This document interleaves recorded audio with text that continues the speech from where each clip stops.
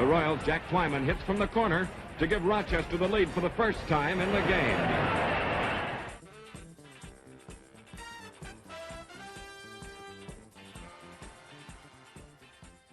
We were having difficulty in Rochester, and there was a fellow by the name of Dave Piontek and myself. Dave was from Xavier University here in Cincinnati, and of course I was from the University of Cincinnati.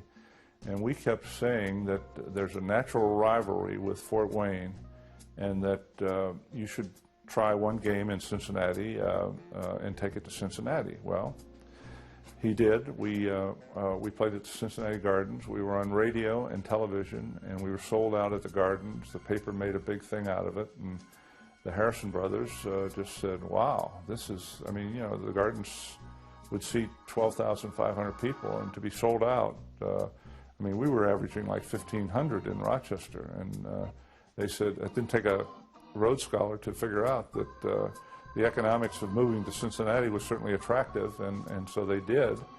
And I think we did well. I think basically the first year here, which was '58, we did well. We were supported. I think the Harrison brothers just were homesick for Rochester.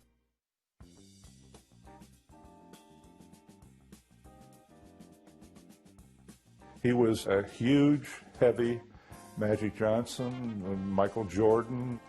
Maurice had the unique ability to play everywhere.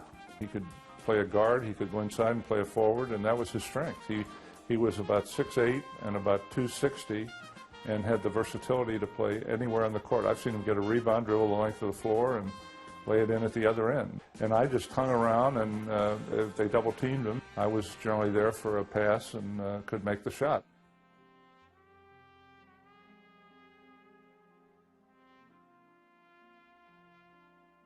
The date that Maurice took sick was March 15th. We were to begin, in those years, the initial playoff was best 2 out of 3.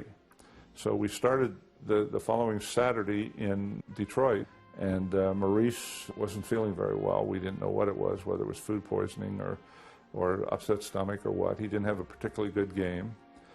We didn't have a particularly good game as a team. We lost. The game was over about 4. I think we had about an 8 o'clock flight out of Willow Run, which was the old Detroit airport. So we got on the airplane, and sure enough, we got up in the air, and about 20 minutes into the flight, Maurice got deathly sick, and he was unconscious.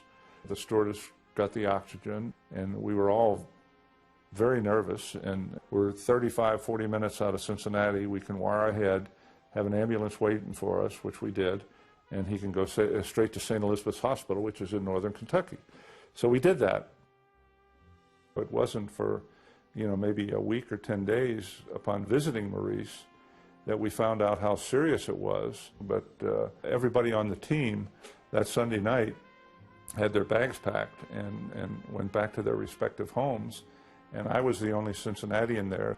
So in essence, I was the only person that resided in Cincinnati that knew what the circumstances were. And certain things had to be done, and I did them. That's all. It wasn't a big deal.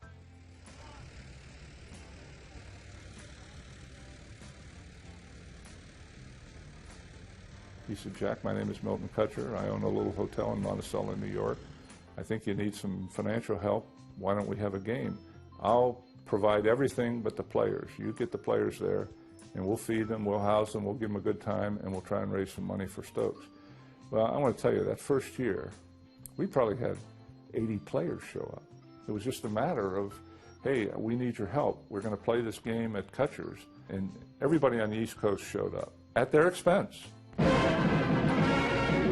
Wilt the Stilt Chamberlain is the man to watch on the tap-off and throughout the professional all-star game at Monticello, New York. The game is a benefit for the stricken Maurice Stokes, and a brilliant performance by all hands.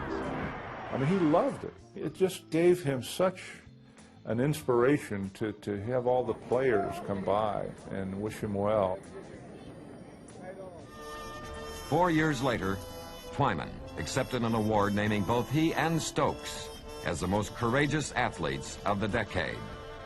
4 years ago, he was virtually a dead man, just lying there, and he's battled back. And there's only one reason why he has, and that's the intangible that you refer to as courage or gut. Jack, I guess you're pretty proud of these guys in the National Basketball League that come around every year, huh? Well, Sam, I sure am. The fraternity of professional athletes, I think, is a wonderful thing. So there's a strong sense of loyalty among the players that are here this evening, and they are here to try and do something for one of their fellow ball players.